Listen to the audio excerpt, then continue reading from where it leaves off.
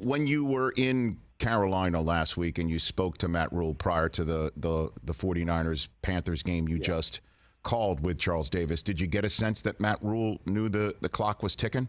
Did you get that sense from him? Yeah, I mean, I got the sense that they felt that it was not going in the right direction. Right. Certainly, nothing in our back and forth indicated that he was worried this week, but there was a general feeling in that area that one more lopsided loss or a loss where they just don't look like a team that is put together to make a run in the NFL was probably going to be enough.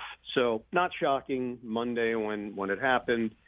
It's a very tough situation there because they swung and missed on a couple of quarterbacks.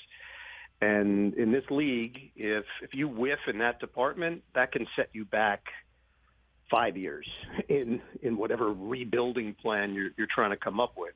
Yeah, I think back, I had them his first year. Teddy Bridgewater was the QB. They had a game in Washington late in the season, and they won the game. And you thought that things were starting to come together and Matt's imprint was being formed, but I didn't get the sense that he saw Bridgewater as the long-term answer, and clearly he didn't because Teddy was done by the end of the year.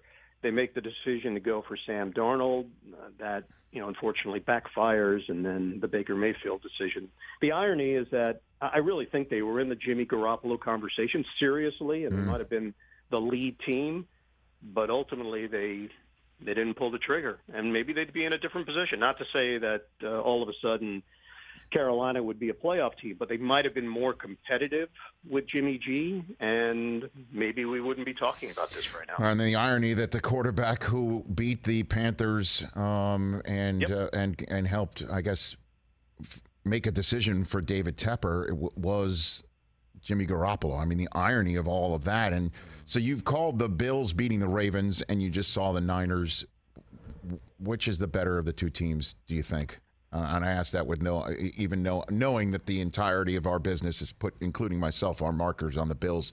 But you've seen them in person. Seriously. You know? So what do you think? Yeah, I think Buffalo's the best team in the NFL. I think they're the people's champ in many ways because of how they lost last year. There are a lot of people that weren't even Bills fans that are now on board because they want to see the team fulfill whatever destiny that might be in front of them.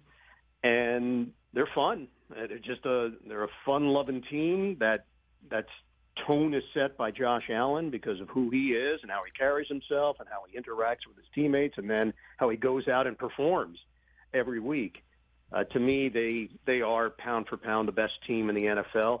San Francisco's a really nice story considering what could have happened and what the plan was. The plan was Trey Lance, and I'm not sure how it all would have ended up over the course of the season. They were going to stick with the plan, but the injury allowed Jimmy Garoppolo to come back and be the quarterback of this team. And in the short term, I think they're better off because of it. They're going to win more games with Jimmy Garoppolo under center compared to Trey Lance. What does that mean in 2023 and 24? I don't know. I just know now he's the right guy, and their defense is elite, legit. They're going to be a factor in the NFC. We're going to be talking about them in January, and I'm curious to see how it all evolves. But I think they're stable. I think they're on very solid ground right now.